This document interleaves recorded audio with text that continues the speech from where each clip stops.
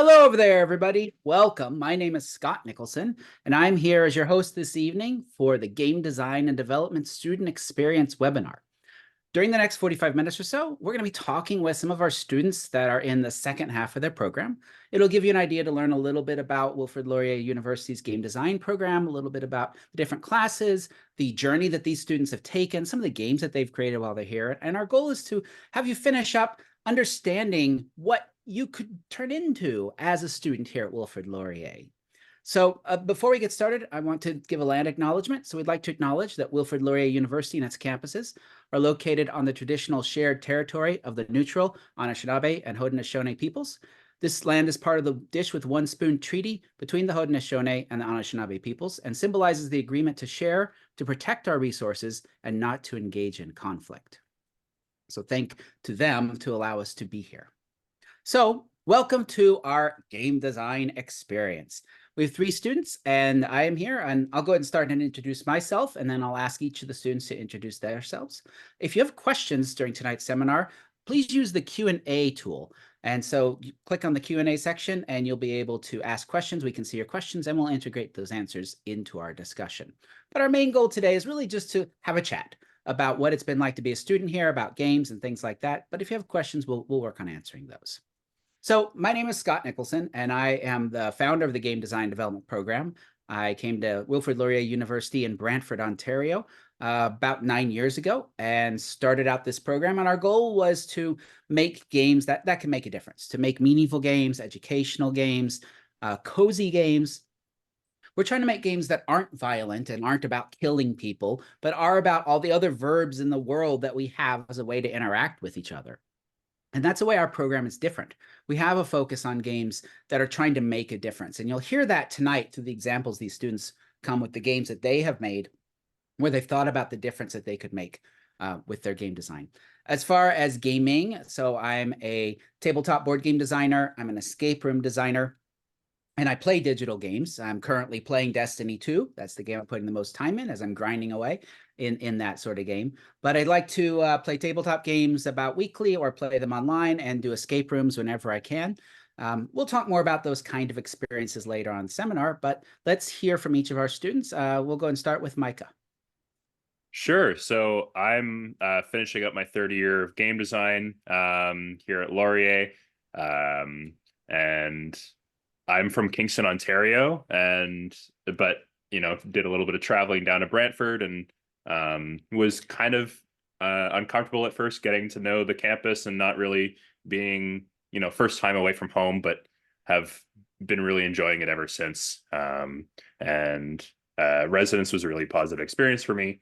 And I'll probably talk about that later. But for the games that I enjoy playing right now, I've been really into a kick of like the social like multiplayer cooperative games, so like Deep Rock Galactic, and I started playing a little bit of Lethal Company, which sort of was popping and booming a little bit online. But those are sorts of the games that I enjoy playing, especially with like a little bit more accessibility options and stuff that come with some of those games. All right, thank you. Ruilan. Checking that my mic is working.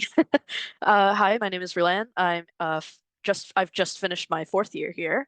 I'm from Oakville, Ontario, and as for games that I personally like playing, I always sort of say that my favorite games are RPGs or survival crafting games, usually of the cozy variety. Currently, I've been playing a lot of heavily modded Stardew Valley. I play a lot of modded Minecraft as well. As for RPGs, I really love stuff like Undertale or One Shot, Mori. As for games that I create, I personally really like games that explore learning about culture or exploring creativity and sort of what makes us human. All right, and Lily. All right, I am Lily. I'm from close by the Branford campus. I just finished my 3rd year, And I play a very wide variety of games, from RPGs to action adventure to cozy games, all over the place. I just finished my third playthrough of Baldur's Gate and I was really enjoying that. And yeah, any kind of narrative game is really exciting to me. So that's what really got me looking at this program in particular. And I'm excited to talk about it with you all. Well, that's great. And one thing to know coming here, no matter what kind of game you like to play, you're going to find other students that like to play that same game. We try to give opportunities in early classes for you to talk about the games that you're passionate about so that you can find other people to play games. However, we encourage you to play other games. That's the biggest thing. People usually, before they come here, they've gotten really good at a few games.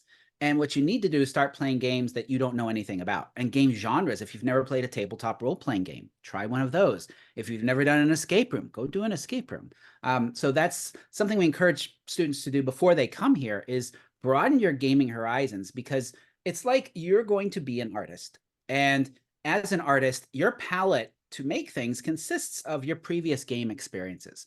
And if you've only ever played League of Legends, for example, that's going to be a very limited and salty palette for you to choose from. And so by playing lots of other types of games, you're going to continue to add paints to that palette so that when you go to paint, you've got lots of things to use, lots of things to pull from. And that's one of the encouragements, is to play lots of games that you've not experienced before.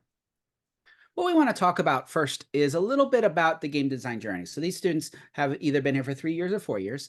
They are making games in every year. And so during that time, they've had a chance to explore different formats of games, different styles of games, and different topics of games.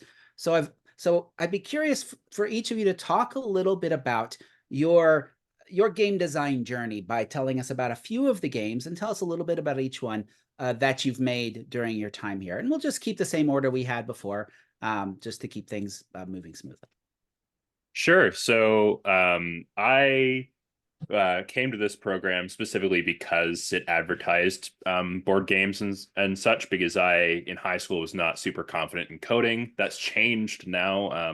In this program, I've gotten a little bit more comfortable with the digital medium. But in first year, I made Robo Scrapper, which was like a Rock'em Sock'em Robots card game that looked at like resource management and how resources are consumed when we're sort of wasteful. And that was a really enjoyable game for me to first start off with, because I had never made a game that was more complicated than a Monopoly clone before university. So that was a really fun game to start off with. And then in second year, I made a couple of Twine games, and looking at like the narrative storytelling medium that some of those like choose your own adventure game making tools can create. So I made one that was like a similar to like The Thing, with like characters that were infected and you had to sort of do a mystery solving, and that was quite fun. And then in third year, we did an escape room class and worked with a museum and designing puzzles and stuff that went related to one of their exhibits, and the paintings that they owned made by Robert Whale. And that was a really fun experience, looking at the art he made and how we can integrate like puzzles into the art, and how to interact with that material without necessarily having participants like move the art or touch it, because you know exhibits don't exactly want you messing around with the art that often. And then at the end of this year, or in the same term, actually, I was working on a solo game. Most games before, it was like a group project, but this one was on my own. And I had sort of learned through my experience as a residence don that there's some rules and things that students have a hard time grasping, and one was fire safety. And so I chose to make a game that focused on like understanding fire policy in residence. And so I made a reverse psychology fire game where you play as sentient fire trying to burn a building down, and how emergency services responds to fire hazards and all that sort of stuff. It was a really fun experience. That's great. And hopefully as you're listening to this, it's helping you get an idea of what kind of games we make here. That path of games, as you'll hear, Micah is not unusual in that kind of path of games, but they're not your typical, well, first I shot people with this in 2D, then I shot people in 3D, then I shot people as a team. That's not the structure of what we're doing here. We're doing very different games, and we really want to try to find students who want to join us in those kinds of journeys. Ruilan. As for my games, I have a bit of a mix of physical games as well as digital. One of my favorite from the physical side of things was my board game that I made also in the same solo development class that Micah had mentioned, Chinese New Year Lessons. As someone who is very for games for education, I am a Chinese adoptee, and so I thought that it was a really good idea to make a game about what that experience is, the experience of having to learn your culture, where you learn all about the Chinese New Year and how to celebrate it. Um, I I think personally my favorite part of that process was doing all of this research and being able to sort of, I guess, reculture myself along the way of making the game and finding a way to make learning enjoyable for people. I think my other game that I would probably, on the digital side of things, that I would say would probably be my capstone game that I had just finished. In fourth year, you do a year-long project where you make a game with a group of other students. And so what our team made was a game called The Art of War. It's a single player drag and drop game all about building robots. Basically, we wanted to talk about um, the value of creativity and understanding the question of what is creativity and when does creativity become monotony. I think that was really a test to not only our teamwork, but also kind of an accumulation of all the knowledge we had gained from previous years and working together in a team to make this final game. I love how you talked about that, how making your Chinese New Year game changed you. And that's something that you find as you engage in these processes of making games, is many times as you're thinking hard about designing things, you find that you change too, as you're having to think about the perspective you're trying to engage people with. It is a transformative process for the designer as well as for the player. Lily? Yeah, I'll take this opportunity to touch on a few classes that haven't been mentioned yet. One of the first games that I designed in first year was for a class called Games as Art, which kind of examined how we can consider games as an art form. And that was a twine game a digital text-based game that I made about OCD. And I received extremely positive feedback on that, which was like a huge surprise as a first year student. And the professor of that class kind of gave me the confidence to submit that for an online interactive fiction festival. And that kind of opened up a lot of avenues for me in that area. And then another one that I'm super proud of is one of the more recent ones that I did this year for an ethics in games class. It was a group assignment where we ended up making an expansion pack for different board games. We chose the game Pandemic, and we tried to make it a little bit more ethically interesting by adding some new mechanics to essentially make it more complicated and more thought-provoking, which was a really interesting experience as well.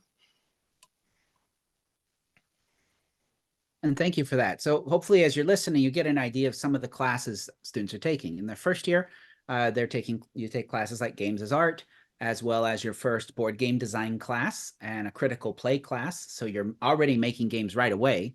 But in those first classes, you're using tools that are fairly easy to understand, either paper or using something like Twine, which is a online free tool to let you make branching narrative games.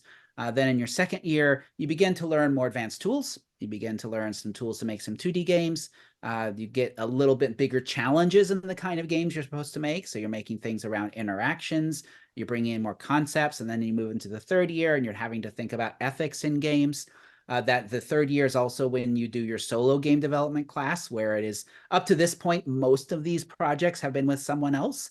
And so solo game development is just you all semester long. So it's it's a chance to get something for your portfolio that's finished, that's polished, but you've had to do a semester long in making it. And the fourth year then the capstone experience, where you work with a team and spend an entire year working on that. So it's a full 2-semester long class where you're taking a game, and by the end, the expectation is that game can be released. It can be something that you finished. Because our goal in all of these classes, the reason why there's so many game projects and not just write a paper, but actually make a game, is because we want to help students design and build their portfolio. We want to help them when they're done to be able to have a discussion just like this with a future employer about the different games they've made, to show that they've got this breadth of things that they can design and different things that they've worked on. And that's our goal as in this program, is to give you that breadth of things so that you have a lot of different paths you can head down in the future. Now, you've touched on a number of games. I want to do a little deeper dive, because you have games that you're very passionate about, something that you've really enjoyed creating. So one of the games that I made, for example, my first published board game was a game called Tulip Mania 1637. And I was inspired to make that game. I was in Amsterdam at the Tulip Museum. And the bottom floor of the Tulip Museum had a big exhibit about Tulip Mania. And Tulip Mania was the first well-known bubble market, and happened in 1637. And what happened during that time is the price of individual tulip bulbs went so high that you could buy a house for one tulip bulb. And it wasn't even a tulip bulb. It was a certificate that was eligible for a tulip bulb. And that's what was being sold, were these certificates. And it was all bubble market. And the government actually saw this happening and came in and stopped it all and just ended it. And that's how that came to a crash. And I said, well, that's really interesting. But then I had to do research to say, all right, how do I make a game about this? Well, I need to understand how bubble markets happen. And by doing the research, I then realized, oh, bubble markets happen because there are people who are going to be manipulating the market. They're called the smart money. And so the challenge with the people who are smart money, is they're able to make changes and manipulate things. And so in this game, the players are the smart money. They're manipulating other people, because I wanted players, when they finish the game, to go back and look and say, oh, all right, if someone's advising I buy a specific Bitcoin, are they manipulating me? Are they the smart money? That was my goal with the game. So having research that went into the game, the design process of figuring out what my goal was, and then how did I change the player, are the different things that I did in the game. But I'd like to hear from each one of you to talk a little bit more about perhaps those different stages of one of the games that you made that you were really happy with. Micah?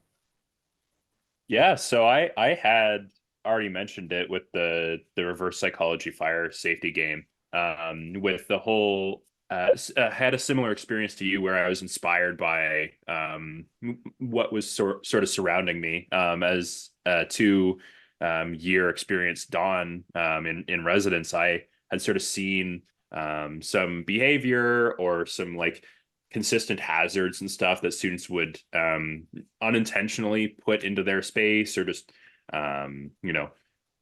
leave things about around like the heaters and stuff. And I was just sort of like, I struggle to sort of talk to students about some of these topics without feeling without making it insulting. And I wanted it to be more of an educational experience, because I do enjoy having a positive spin on conversations with students. I don't want them to be scared of me. And so I had this like epiphany that, what if I made it like a gamified experience, where I could have like a session with my community and play this game. But like we had games in class that we would sort of like look at. I think it was, I can't actually think of the name of it, but there's this fire safety, or you play as firefighters putting out fire. And I thought that was an interesting idea, but looking more at the experience of students, I had designed this game around the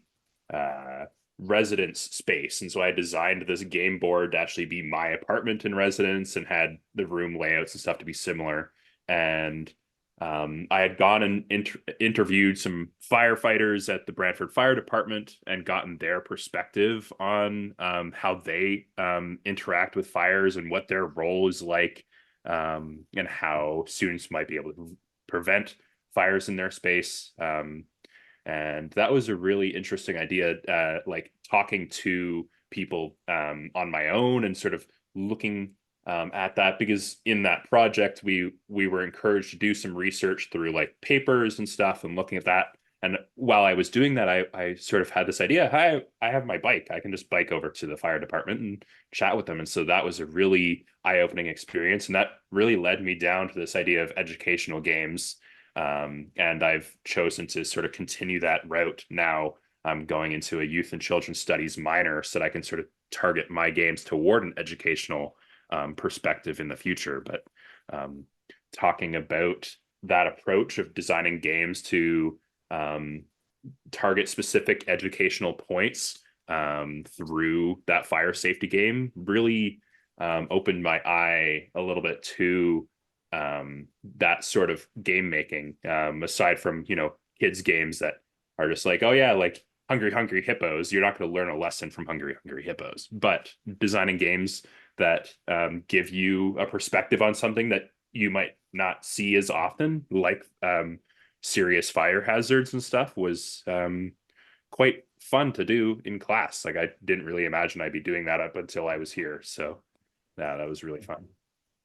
And you bring up the youth and children's studies minor. So because one thing that we think about with game design is game design helps you create engaging tools in a lot of different disciplines. In any discipline where people might need to convey a message to their customers, to their students, or internally, like in corporate training and things like that, games and gamification and simulations can be used. So because of that, there's many different minors and options you can choose to take alongside the game design degree. We also now have a combination BA. So you can do a combination BA where it's game design and something else. We have a lot of students doing that with computer science, for example, but you could do that with a domain topic and combine the two in order to make games that live in that combination space. One of the things that with your game, so I was teaching the class that Micah was in the solo game development class, and it was interesting. In that game, you had a point where you went from a board that was grid-based and a very movement game about moving, I move 5 steps, to let's just get away from the movement grid altogether and just let you go where you need to go and do the thing you need to do. And I thought that was a great point in your game design, because it helps you focus on the fun stuff. And the fun stuff isn't counting to 8 and moving on squares. The fun stuff is doing the thing and having that aha to say, hey, why do we need to be rolling the die and counting to 8? Let's just go and do the thing and make it a lot more interesting. It's like if you want to play Clue and make Clue much more interesting, get rid of the board or get rid of the die and ignore the board, and each turn just go to a room and make an accusation. And that's all you do. Every turn, go to a room, make an accusation, because that's the fun part. Makes the game run about 20 minutes. It focuses on what's interesting, and it doesn't come down to who can count to 6 the most often. Ruilan? So Micah, Lily, and I, as well as another one of our friends, created the Whale Paradox, which is an escape room created for the Glenhurst Museum in Brantford. And I think that the process of that game was just absolutely fascinating, because to take something, it gave us a perspective on the world of art where it's very difficult to really engage people in looking at art for more than like 5 seconds, or speed running to the painting you like the most and leaving. And so we tackled the topic of the life of Robert Reginald Whale and his legacy. And so obviously our first question was, how do we make an escape room on this? And I think what was really fascinating is just not it again, Robert's life is so deeply rooted in Brantford that we got to learn about the not only him, but the surrounding area, the area around art, and it was so fun to play around with time travel and art, and um sort of there was a lot of research that went in and understanding one of Scott's favorite phrases of asking why. Um, and it was so interesting to have even things that are the smallest detail just matter to the whole grand scheme of things. I know one of the things that I had done in my room for that reason is um, my room took place in Robert's life, which would have been about the 1800s. So even something as simple as being able to tell the time period by using paint tubes instead of paint buckets is something that you think about, and it's so interesting to see all those little things come together.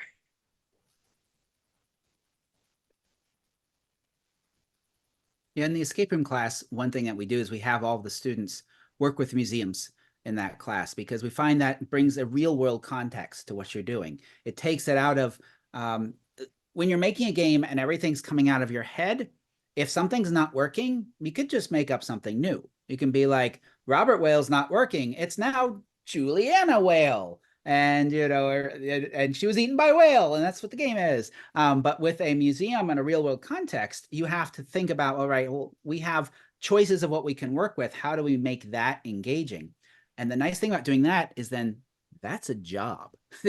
That's like a career path that right now out there in the world, organizations are looking for people to help them make escape rooms and other forms of games that convey stuff about the organization. And if you're doing that, you just can't make up things about the organization. You're constrained. And so those constraints help breed more creativity. And so that's why I've tied that class into museums, because it creates constraints that the students have to fight with, even though they may curse my name when they're saying, how do we make painting interesting, Scott? And I'm like, well, you know, that's a challenge. We were funded to make a game for an art museum in Zurich, where we had 4 students that we worked. And that's something that we do during the summers, is many of us as faculty members will have funded projects. So we've made escape rooms. We made a dinosaur escape room. We made the escape rooms for the Red Bull escape room competition that went on Budapest. And so that's something I do when I work with students, and each faculty member has different projects where it's a chance for you as a student to work on a real world project and get paid while doing so. Lily? Yeah, I will also talk about the solo game development class. That was a really interesting experience for me, because I came into this program mostly experienced and interested in digital game design. I had little to no experience with analog games. And when I started in the program, I didn't necessarily see how my interests which were in like really like narrative, like choice heavy digital games, how those same ideas could be applied to analog games. So my task for myself for the solo game development class was, how can I make a game that kind of checks those boxes for myself? And I ended up developing a game called Outcasts, which was about a group of individuals with divergent identities living in a village of normal people, and kind of creating like a witch hunt situation where you want to create a community of like-minded people while avoiding suspicion from people who have the power to persecute you. And doing that in an analog medium was really fun, because I had to consider things like player-driven narratives, and how you can mechanically use difficult decision making as a way that actually furthers the gameplay and not just the story. And including interesting elements that I never considered I doing before, like drawing, and how do you incorporate that into a game, and lots of different things like that. And that ended up being a really valuable experience for me in terms of pushing myself creatively, and iterative design, and going over and over it again, and trying to cut the fat away from what was a pretty bloated idea, and I think turned out to be something a lot more interesting and a lot more playable. So yeah. Yeah, you've hit on something that's important for anyone to realize, is when you make games, it's not just a make the game and you're done process. You make the game, you test the game, you revise the game, you make the game again, you test it, you revise it. That's why we say it's game design and development, because the development time is actually 90% of the process. That initial design is like 10% of what's going on. And the next 90% is development and iterating and iterating. And it gets tiring. It's like a job because it is. And that's people get into game design thinking it'll be fun, I can make games. It's like, yeah, but you're gonna be making the same game again and again, trying to find a bug in the code, or trying to balance the cards that are just not working out, or trying to make it so that it's actually works for 3 players and 4 players, which is hard, making a game that balances for different numbers of players. And then I make people's lives more difficult, and I make them make games for 1 player that will work as a solo game, and that makes it even harder. Micah? I was going to mention that you had made in our solo game dev class, had us make it accessible to a single player, because that was a challenge, making systems that were like, oh, players will play off of each other. And I'm like, oh, you can't do that, because you have to figure out like, how does one player play off of themselves and have surprise elements still in it. It was an interesting challenge, and it was also quite fun, because in class we'd see other people develop their each other's, like, you'd be at a table with other people making their games and seeing how they approached it. So some people were like, you made 4 roles, and then people would just take those roles as a team. And so if you're playing solo, it'd be the same, but you're just taking on extra responsibilities.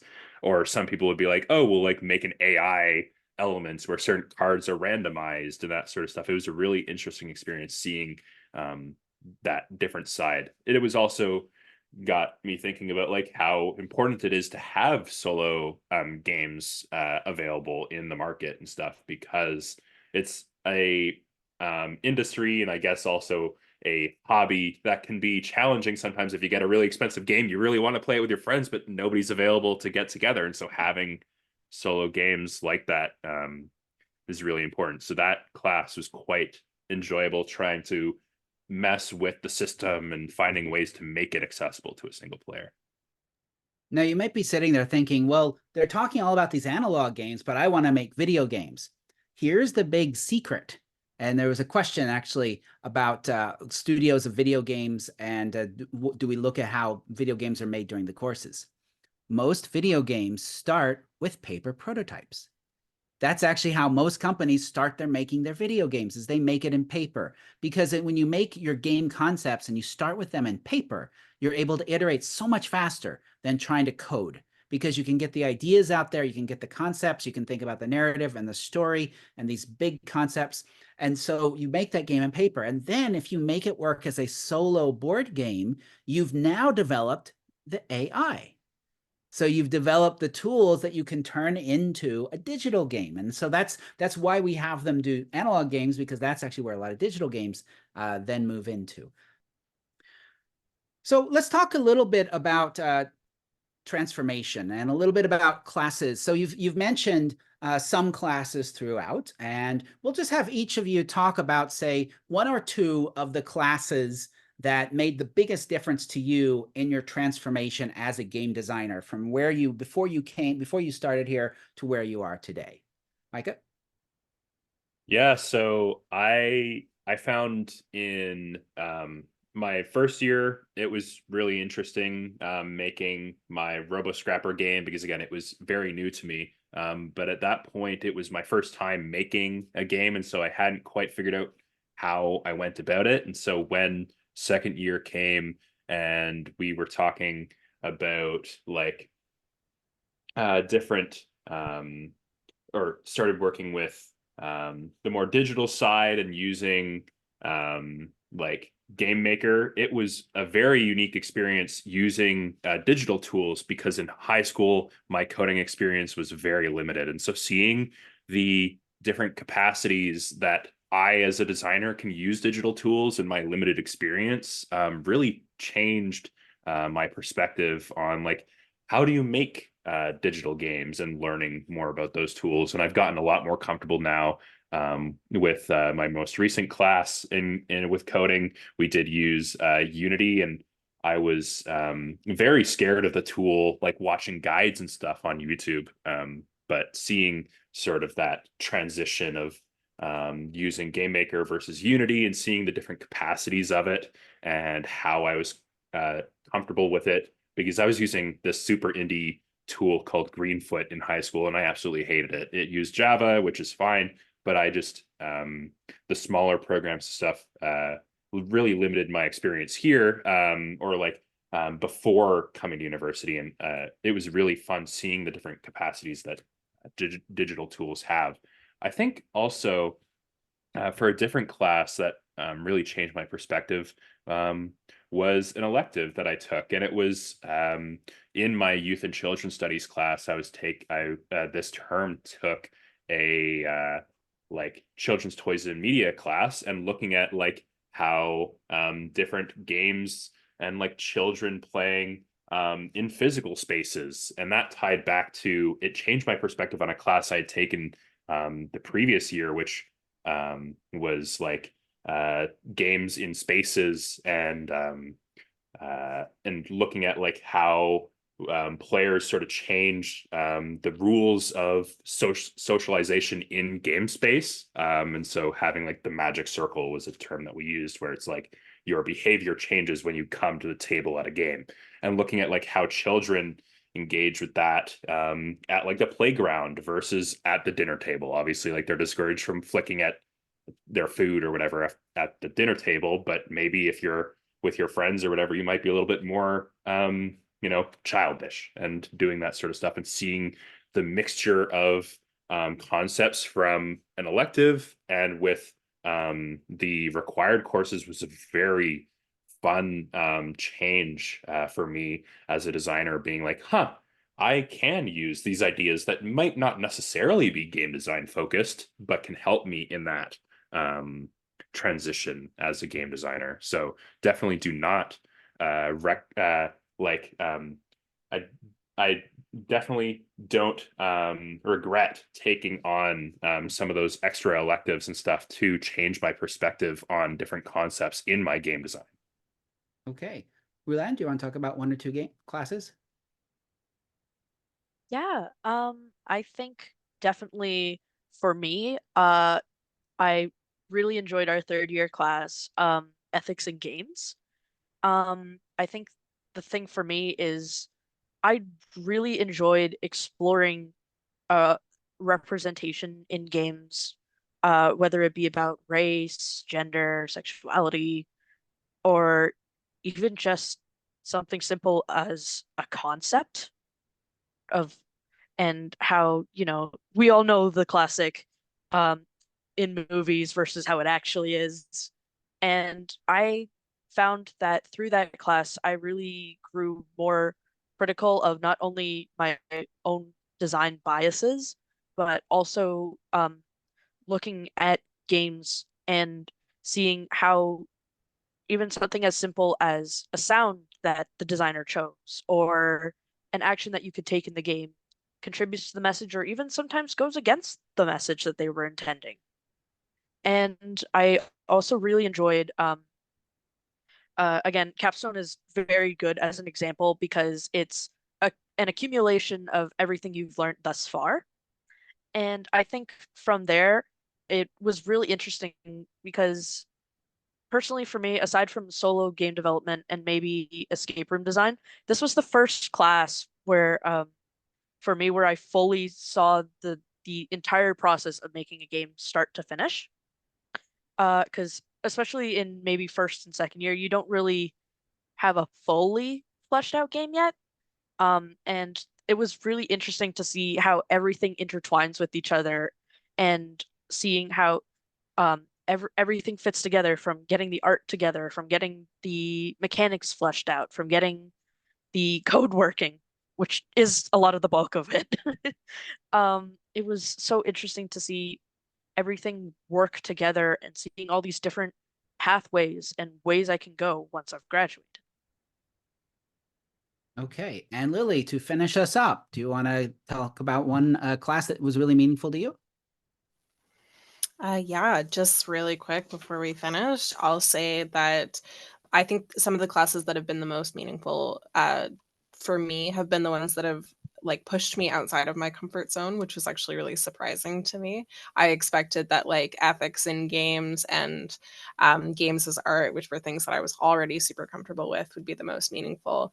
But the escape room class and one of Scott's other classes, pre-production in games, which I think is becoming environmental storytelling, some of those were more interesting because they were very team project based, and I had to work with people I had never worked with before, and sometimes working with clients and making full design documents, and like the documentation and team work and management aspect of it has been really helpful for me learning more about not just the way that I design games, but the way that I design games in a group with other people, how I manage that, how I manage the workload, how I manage different personalities, and has been really helpful for me visualizing myself actually working in the industry. So that was pretty huge for me. Okay, well, we're hitting the end of our time. A few notes that I'll give you all before we finish up. So if you have interest, one thing that hopefully you've picked up from this is it's a small program. We have a strong community, good relationships between each other. And a way to start building those relationships right away is to consider moving into the Game Changers Learning Cluster. So that is freshman year. That is an opportunity to live in a dorm, the same dorm where our classroom is, the same dorm in Grand River Hall where our offices are. And Micah is actually going to be very involved with that group next year. And so it's a chance to live in a space with other game design students. There was a question of if there's a way to see games that have been published from this program. Yes, if you go to our website, our Game Design Development website, and look there, you can find we have a set of selected games that have been put out by students. So you can take a look and see some of the games that our students have made. But that brings us to the end of our time. So hopefully you have an idea of what the student experience is here at Laurier. And I'd like to thank Micah and Ruilan and Lily for joining us tonight. If you decide to join us, you'll see Micah and Lily hanging around at least for another year. So you can say, hey, I saw you on the thing. You can try some of their games. They can try some of your games. We have a space called the Studio, which is designed as a space for you to bring the games you're working on and get feedback from other people. It's a place for students from different years to work together. And you'll probably see me hanging around too. So thank you all for joining us. We appreciate your time, and hopefully we'll see you around. Take care, everyone, and bye-bye.